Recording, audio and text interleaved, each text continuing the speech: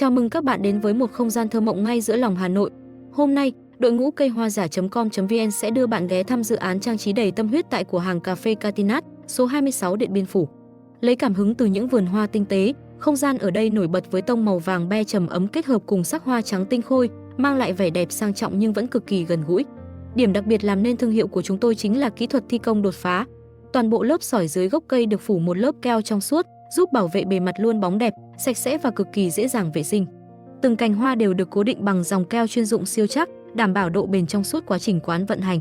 Với tinh thần làm việc kỷ luật và sáng tạo, chúng tôi cam kết bảo vệ tối đa cơ sở vật chất của khách hàng và hoàn thành tiến độ thần tốc để kịp ngày khai trương.